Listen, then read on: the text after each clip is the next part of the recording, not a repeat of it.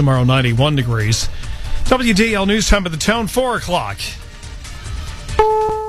CBS News. I'm Harley Carnes. Thousands more of Hillary Clinton's emails as Secretary of State from her private server are being released. CBS's Stephen Portnoy. This latest batch will contain 7,000 pages of Clinton's emails from 2009 and 2010. About 150 of them will contain redactions, information that's now been deemed classified. Donald Trump has argued Clinton violated the law. If you look at General Petraeus, what he did is nothing compared to what she's done, and his life is in ruins. But former federal prosecutor Ann Tompkins, a Clinton campaign donor, says Trump has it wrong. Tompkins writes in USA Today that the former CIA director knowingly kept classified material in his journals. Clinton insists none of the emails on her server were marked classified.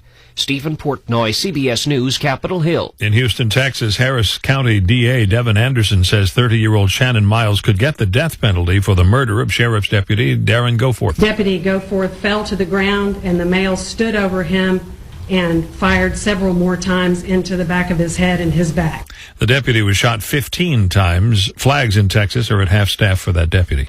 In Syria, people are reeling over the destruction of a 2,000-year-old temple by ISIS, which has declared relics of the past idolatry.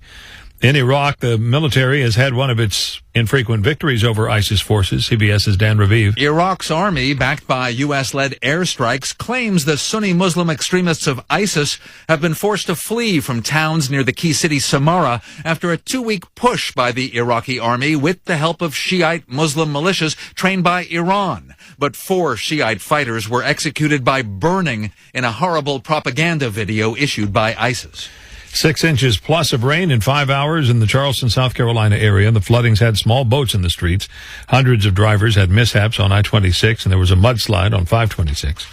No agreement between the NFL Commissioner's Office and Patriots quarterback Tom Brady, so the so-called Inflate-Gate or Deflate-Gate controversy will be decided by the judge in the case. CBS's Pat Milton. Manhattan federal judge Richard Berman said he expects to issue his ruling in the dispute within the next couple of days, possibly as early as tomorrow. The question whether there was enough evidence to suspend Brady for 4 games over underinflated footballs in the AFC playoff game last year. Wall Street, the Dow fell 115 points today. The Nasdaq lost 51. The S&P was down about 16 points. Oil prices at $48.50 a barrel. In Millbrae, California, near San Francisco, Hubert Tang found a $20 bill on the street outside the airport. Used the money to buy 2 scratch-off tickets. I took out my car key, scratched it, and I was like, oh, I don't know if this is real or not.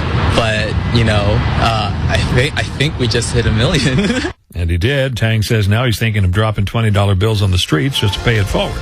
This is CBS News. Here in Delaware Station for news, 1150 AM, 101.7 FM WDEL. Good afternoon, Delaware. Here on a Monday, the final day of the month, 31st of August, 2015, here at 4:03 p.m. From our studios in Wilmington, Delaware, you're listening to Delaware's Afternoon News. Here's Alan